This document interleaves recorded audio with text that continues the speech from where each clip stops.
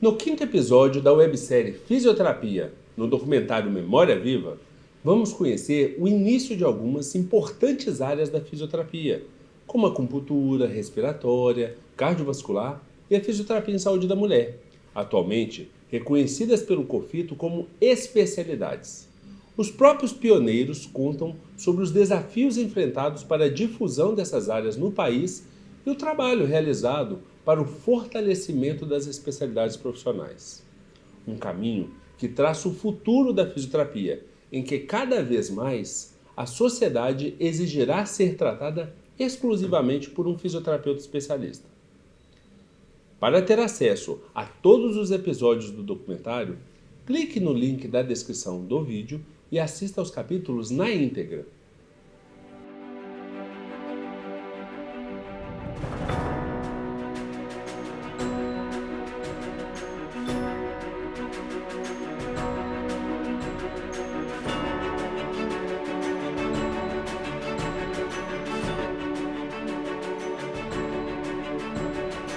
Como é mais confortável trabalhar à luz da ciência, não tem dúvida, né?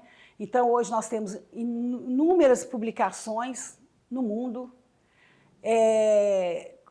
temos uma relação nacional e internacional muito forte, mas nós ainda temos que avançar muito. Eu acho que é uma área que teve um grande apogeu, mas nós precisamos ainda de avançar em muito. O cientista é esse. É aquele que pega, vê, enxerga outra coisa e vai atrás de desnudar aquilo e depois descrever, ver, passar para outro, pedir a outros que vejam com ele. Então, isso é nossa profissão, que é uma parte realmente muito ligada a que a gente necessita de pesquisa. Muito. Precisa muito. Agora, outra luta nossa foi com a acupuntura. O Conselho de Fisioterapia, ele reconheceu a acupuntura como uma prática adjunta do fisioterapeuta, que o fisioterapeuta que se formasse, se qualificasse na acupuntura, seria reconhecido pelo Conselho Federal como fisioterapeuta acupunturista. Depois que o Conselho reconheceu, uns anos a medicina que prendia, chamava quem fazia acupuntura de charlatão, também reconheceu. Reconheceu e quis proibir nós, fisioterapeutas, de exercer a acupuntura. E que nós somos pioneiros. Nós somos pioneiros realmente como profissão em termos de acupuntura. Eu fui fazer um intercâmbio e tinha um instituto de prospecção que fazia a saúde com 20 anos de antecedência. Então eles me falaram que o que eu deveria fazer era fisioterapia e odontologia, porque a mulher, com exceção da mulher no mercado de trabalho, isso ia dificultar muito a homeostase dela, ia ter um problema de adaptação a isso tudo, ia vir dor orofacial, disfunção da articulação temporomandibular. Então ele falou, o dentista não entende disso, quem entende é o fisioterapeuta. Se eu fosse você, faria os dois cursos. E eu estava conversando com o Anderson ontem, falando de um pouco do que era a minha vida desse esquema, né? Eu saía de casa às 6h30 da manhã, voltava às 11 horas da noite. Então eu dormia 4 horas por noite durante os 5 anos de escola. E foi uma boa porque eu fui pioneiro nisso aqui no Brasil, de duplo grau, né? E me ajudou muito para ver as dificuldades que tinha a fisioterapia no que eu via da odontologia. A odontologia estava num estágio mais avançado e a fisioterapia menos. Então, o que eu via de bom na odonto, eu quis trazer para cá. E nós fizemos muita coisa dentro do curso de graduação que depois a gente fala. Só um detalhezinho aqui, porque o professor Zé Liberato é um autodidata, né? Ele é absolutamente autodidata. Ele é um pioneiro no que ele fez. A professora Maria da Glória é uma pioneira em que ela fez. A professora Maria Lúcia, pioneira na que ela fez. Então Elza Baracho, né? A nossa sociedade, né, de fisioterapia respiratória, ela está extremamente organizada, né? Atualmente, o Simpósio Internacional de Fisioterapia é considerado o maior evento mundial na área de fisioterapia respiratória, em número de participantes, em número de trabalhos que são apresentados, né, os resumos que são apresentados, e normalmente ele congrega fisioterapeutas do Brasil inteiro e também do exterior. Em 1990, eu, juntamente com a professora Hilda, nós presidimos o Simpósio Internacional de Fisioterapia, e em 92 eu fui a presidente da Sociedade de Fisioterapia Respiratória. Na verdade, o cargo de presidência seria o cargo da professora Hilda Iturriaga, mas nessa época ela foi para o exterior, para o Canadá, e fazer o mestrado, e eu assumi a presidência da Astrografia. E já na minha intenção, né, de dar subsídio, né, dar sustentação científica para os nossos procedimentos, para os nossos recursos, para a nossa forma de atender, nós publicamos um jornalzinho, que na verdade foi o primeiro jornal na área de fisioterapia respiratória, e logo depois, hoje, a sociedade ela tem inclusive livros, mas eu acredito que aquilo tenha sido o início, né? Um estímulo para a grandeza que é hoje a Sociedade Brasileira de Fisioterapia Respiratória, em terapia intensiva, né, e cardiovascular também, que a cardiovascular agora foi incorporada à Astrografia.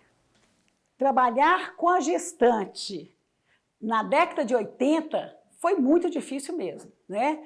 Porque até então era um mito em que a gestante não podia nem sair de casa. A gestante tinha que ficar mais tempo de repouso, jamais pode-se avaliar um assoalho pélvico de uma gestante, porque isso poderia contaminá-la. E a gente enfrentou realmente barreiras muito grandes, né? Mas eu falo que, por outro lado, trabalhar em equipe, né? Pensar na multidisciplinaridade, a gente sabe que o universo feminino ele necessita de outros profissionais, né? E trabalhar em conjunto é fundamental. Então, assim, aqui em Minas, a gente sempre trabalhou com outros profissionais. Então, eu vou falar médicos, psicólogos, né? E isso, com certeza, traz um grande enriquecimento também. As pesquisas surgiram foi por conta disso, né? Poderia ou não atender uma paciente no leito que tem uma hipertensão arterial, mesmo que seja hipertensão induzida pela gravidez. Então, quando a gente chegava, os residentes, os médicos, olha, nem encosta nessa paciente, ela tem hipertensão. E através disso, nós fizemos a primeira pesquisazinha, o primeiro protocolo de exercícios, no qual nós chamamos o médico para ser o nosso coautor. Então, a gente fez um trabalho lá na Santa Casa, no qual o médico que tinha o mestrado dele em hipertensão arterial, ele também estava dentro desse projeto. E ele leu, ele viu, ele participou. Nós vimos que o nosso protocolo de exercício, ele dava muito mais benefícios do que malefícios nas mulheres que tinham hipertensão arterial, induzidas ou mesmo, né, crônicas. E com isso, o fisioterapeuta ele pôde também participar desse atendimento no leito, né? É interessante isso, porque a gente realmente era cheio de mitos e a ciência vem aí para tirar os mitos, né? A gente hoje está passando, eu falo que a obstetrícia é cíclico. Teve uma época em que o parto vaginal ele era muito grande, depois veio o apogeu da cesariana, mas agora o parto vaginal tem buscado aí o seu lugar de novo, né? Graças à ciência, muitos dos procedimentos que era de rotina na obstetrícia, eles estão caindo um pouco por terra, né? Porque a ciência tem provado que não é bem isso como antigamente se falava. Então, é nesse caminhar que eu falo aí que hoje a Abrafisme, a Associação Brasileira de Fisioterapia na Saúde da Mulher, tem caminhado. É nesse cenário que eu falo que, com uma grande honra, né, orgulho de ver uma fisioterapia que realmente ela avançou passos largos, né, e vai avançar muito mais, eu tenho certeza disso. Porque quando eu saio do COFITO, eu conheço, através do meu querido amigo Paulo Crócomo, né, e o meu querido amigo também, Dr. Sandro Oval Torres, que é também do CREFITO 10, eu conheço um grande amigo, e um mentor também, embora bem mais jovem do que eu, que é o Dr. Eduardo Santana Cordeiro, né? Que me ensinou a questão da Classificação Internacional de Funcionalidade, Incapacidade e Saúde, a CIF. E durante esse processo, né, e aí correu paralelo, na verdade, esse conhecimento com a CIF foi quando eu ainda estava dentro do protagonismo do Conselho Nacional. E eu, enquanto conselheira, consegui pautar em 3 comissões: Comissão de Saúde do Trabalhador, Comissão da Pessoa com Deficiência, Comissão da Pessoa Idosa, da Saúde da Pessoa Idosa.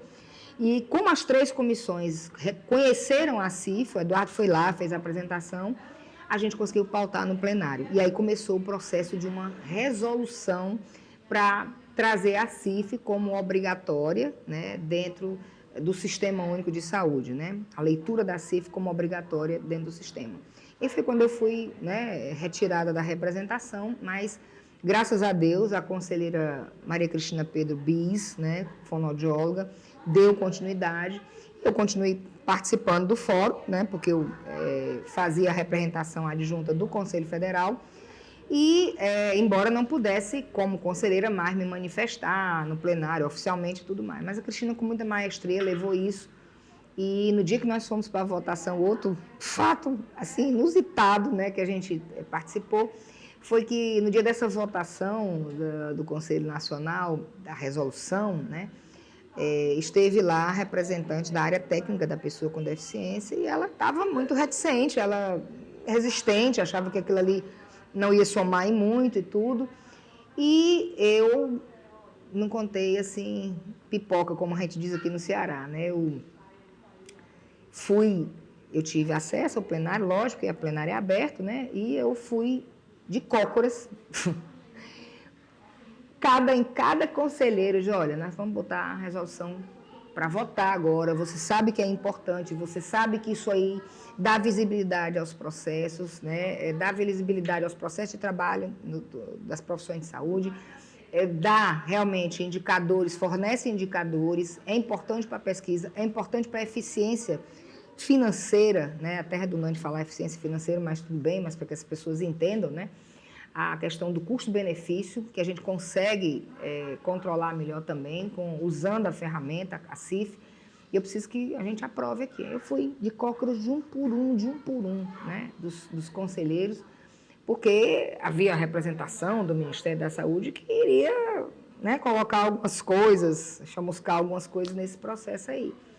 Mas eu tive, assim, eu sempre gosto de dizer que eu sou muito grata a Deus, né, porque Deus dá a oportunidade a gente, mesmo a gente fora do time, oficialmente, eu fui convocada, né, literalmente, pelo conselheiro Clóvis, que era representante da CNBB no Conselho Nacional. Eu tenho muito respeito pela representação, inclusive da saudosa Zilda Arnes, né, que faleceu assim, brutalmente num terremoto, né, no Haiti, e que, de fato, a gente sofreu muito com a morte dela.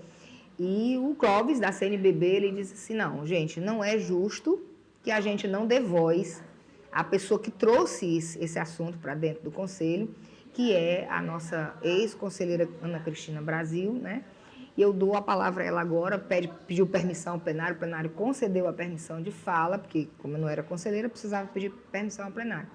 E eu fiz a fala, né? Falei, especifiquei o que é que ia ter, o que é que não ia ter, e graças a Deus, o plenário do Conselho Nacional, muito reto e muito digno, fez a votação e, por unanimidade, nós aprovamos a resolução 452, que deve né, a cada dia mais entrar no vigor do Sistema Único de Saúde. O José Liberato, assim, tem relatos, inclusive, assim, de 83, quando atendi o Aureliano Chaves, de emitir, tal como hoje ainda é comum assim, boletins médicos, emitir boletins fisioterapêuticos, assim, ratificando mais ainda esta autonomia profissional que foi garantida historicamente para o fisioterapeuta. Isso, eu trabalhei no hospital que, em termos de a possibilidade de atuação da fisioterapia, eu fui muito privilegiado. Foi o Hospital Pronto-Socorro aqui de Belo Horizonte, que já não existe mais. Eu cheguei lá recém-formado com uma proposta de mudar por completo, explicar o que é que nós poderíamos fazer para os pacientes com relação à fisioterapia no hospital de cardiologia, hospital geral. E eles compraram a ideia e nós 3 fisioterapeutas mudamos realmente, introduzimos a fisioterapia cardiorrespiratória, cardiovascular, o atendimento precoce no leito em pacientes neurológicos. Então, realmente foi um privilégio ter trabalhado nesse hospital. E quando o Aureliano, o vice-presidente, foi atendido no hospital, a primeira coisa, ele estava no CTI pós-cirúrgico, eles me ligaram em casa que ele precisava seguir o meu acompanhamento. E teve uma equipe de 12 profissionais nessa época. E eu falei com o pessoal que, quando fosse emitir o boletim médico, eu gostaria de emitir o meu boletim de fisioterapia separado, com a intenção de mostrar que o olhar fisioterapêutico era diferente. Então, assim, se emitir o boletim médico, que o paciente está evoluindo dessa maneira do ponto de vista médico, mas o fisioterapeuta José Liberato da Silva Júnior declara que o paciente já está movimentando pelos corredores, está fazendo tal tipo de atividade funcional, já está fazendo tal tipo de exercício respiratório, para levar essa ideia para a população que eles não tinham na época. Sim. Foi bastante intencional e eu acho hoje, eu fico muito feliz de ter emocionado de lembrar isso, porque muitas vezes a gente trabalha na profissão não necessariamente atuando politicamente ou administrativamente, mas se você é capaz de atuar na sua profissão do ponto de vista profissional, você também é capaz de mudar a sua profissão lá no futuro. Sim. E essa foi um meu objetivo, sabe? E eu estava até essa semana recordando lá as publicações, e tem várias publicações do boletim de fisioterapia. E foi um detalhe interessante, não sei se, mas nós tivemos, o presidente ficou muito preocupado como estava a saúde do vice-presidente e requisitou uma equipe médica dos maiores nomes do Brasil para fazer uma conferência de como estava sendo levado o caso do vice-presidente. Então, vieram para Belo Horizonte médicos de São Paulo, Rio de Janeiro, de grandes nomes, e fizemos uma reunião lá. Uhum. E foi uma reunião muito interessante, até um pouco tensa no início, né? Discutindo posições médicas e tal. E teve o exato momento em que o chefe da equipe médica falou: agora eu gostaria que o senhor soubesse e acompanhasse o relatório do fisioterapeuta sobre a evolução do vice-presidente. E eu comentei no meio dessa equipe dos maiores médicos do Brasil como era a evolução do vice-presidente do ponto de vista de fisioterapia e qual era o prognóstico em relação à recuperação dele. Então, foi realmente um prazer para mim, e é bom falar isso, que traz assim, lembranças que mostram como que atuar na profissão não é só administrativa. De todas as maneiras, você faz alguma coisa para a sua profissão, principalmente a fisioterapia. Comigo aconteceu no hospital que eu trabalhava também, fisioterapia. O prontuário, para começar, era prontuário do médico. Uhum. E só escrevia no prontuário o médico, o assistente e a enfermagem com caneta vermelha. Quando eu comecei a trabalhar lá, chamava para fazer a avaliação. Aí ia lá, era um exame fisioterapêutico, era chamado de avaliação. Então, eu ia lá fazer o exame, anotava as coisas todas. Falei, vem cá, olha, não vai ter nada aí? Aí eu comecei a anexar uma cópia da minha avaliação no prontuário. Passou uns tempos, aí o pessoal reclamou que o prontuário, que eu estava escrevendo no prontuário. Eu falei, não, eu estou deixando uma cópia do trabalho que eu desenvolvo. Aí eu resolvi parar de deixar a cópia lá e deixar só o original no serviço. Aí o pessoal dos atendimentos, os médicos, começaram a reclamar, mas cadê a avaliação do fisioterapeuta? Cadê a evolução? Porque além da avaliação, eu ia lá, atendia tantas horas, punha a data, o horário, como eu tinha encontrado o paciente, o que foi feito com ele, como eu tinha deixado o paciente. E aí acho que foi acostumando o povo a ver que tinha... A ausência passou a ser percebida, né? Como... Mais proximamente agora, o Tancredo, quando ficou lá em São Paulo, só se falava em fisioterapia, o tempo inteiro que ele teve internado. Sim. Começou aí, ó. Sim. Você tem que mostrar o que você faz, Agora você o poder... Bolsonaro, Sim, agora o Bolsonaro, só Você- apareceu você- fisioterapia dando apoio dele pra você ter aí. verdade. Se está escrito só no papel e você não mostra, né? O Eu que não faço existe é no isso. papel não fica, né? Não, o papel aceita qualquer. Você tem razão, né? Essa experiência nossa, que você está falando aí do atual do presidente eleito que sofreu esse problema de saúde e que ele é acompanhado com a fisioterapia. Hoje está no imaginário popular bem definido, o que é fisioterapia. Porque quando eu entrei na faculdade, que eu falava, eu estou fazendo fisioterapia, a primeira pergunta que nós tínhamos era, o que é isto?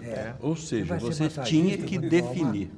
Você tinha que definir a profissão. Ela já está definida no imaginário popular. E aí, assim, quando a gente permeou em 83, 85, em 88 vem a Constituição Cidadã, a criação do SUS, né?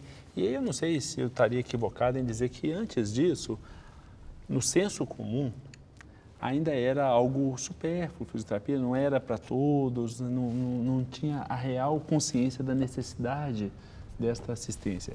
E aí, a partir daí, assim, a fisioterapia ela é inserida em programas públicos, né? Ela vem evoluindo depois, tirando limites de cobertura assistencial pelo SUS, pela saúde suplementar, quando, né, depois, em 98 com a INSS, a partir de 2000 começam as resoluções, tirando limitações. O que vocês percebem, tanto assim, do que a Constituição, inclusive, de acolher realmente essas profissões, o SUS? Vocês acham que, como foi essa entrada da fisioterapia no serviço Eu público? acho que isso foi fruto do que foi criado a base da fisioterapia. Como é que eu disse? Ninguém sabia o que fisioterapia nos anos 60. Sim. E exatamente com esse trabalho, pouco a pouco, dos profissionais que eram formados e começavam a atuar de uma maneira geral em hospitais ou em clínica particular, isso começou a crescer na nossa profissão. Quando chegou a Constituição, isso já estava bem estabelecido, então foi fácil entrar dessa maneira. Por exemplo, tem um fato que eu, nesse período do vice-presidente da República, que eu fui pedido para que marcasse o encontro com o presidente da República, que na época o vice-presidente tinha assumido a presidência, que eles precisavam de um pedido para que se colocasse a profissão de fisioterapeuta, e não de técnico em reabilitação, de fisioterapeuta, nas Forças Armadas. Exército, Marinha, Aeronáutica, que não existia, para poder seguir a escala hierárquica em termos de provento, de carreira. Não existia. Nós tivemos lá, os nomes da fisioterapia que comandavam na época, tiveram uma reunião com o presidente em exercício, e ele providenciou isso, e mais uma vitória política. Conseguiu colocar esses profissionais dentro dessa carreira das Forças Armadas. Então, eu acho que o campo foi preparado. Sim. Certo? Sim. E hoje se vê a importância do fisioterapeuta na área de saúde como um todo. E pelo que a gente conhece dos nossos governantes, né, eles não deram isso de graça, né, não deram porque queriam dar. Foi exigido, foi conquistado. Mas aí já vem aproximando. Aí aparecem os meninos. Entendeu? Aparecem os meninos e resolvem transformar isso em ciência. E transformou. Então agora ninguém... Tem uma peça de formação que talvez as pessoas não notem isso, como que é muito importante o trabalho realizado por todos antes, é o seguinte. Eu estava formando em 86 e estava já trabalhando para fazer um mestrado no exterior, em 87. Então, eu estava naquele momento de começar a comunicar com as universidades lá fora, né, para a gente conseguir, e na época também, bolsa de CAPES e tudo.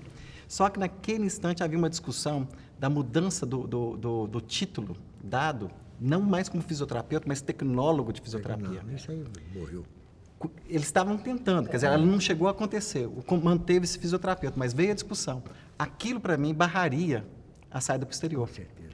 Então, é só os detalhes como acontece, porque veio toda uma turma que acabou indo para o exterior porque foi mantido o grau de bacharelado para a gente. Porque se entra como tecnólogo, a gente não teria dificuldade de ser aceito nas universidades lá fora. Sim. Então, tudo que foi feito aqui, na realidade, criou esse momento para que tudo acontecesse mais fácil depois. Né? Pequenas mudanças têm grande impacto. Com certeza. Porque o reconhecimento do fisioterapeuta pesquisador hoje no exterior, nós passamos a existir que não existia. Não existia. Não existia o fisioterapeuta pesquisador, o cientista, o que fazia trabalho. E hoje em dia, quando se fala assim, vem mais um fisioterapeuta brasileiro para poder fazer pesquisa, nós sabemos que vai sair coisa boa. Isso mudou, não foi só aqui no Brasil. Não, é verdade. Mudou a percepção do profissional fisioterapeuta no exterior, pela convivência que a gente tem no exterior com vários... Da profissão enquanto ciência e do profissional e do enquanto profissional pesquisador. Enquanto pesquisador.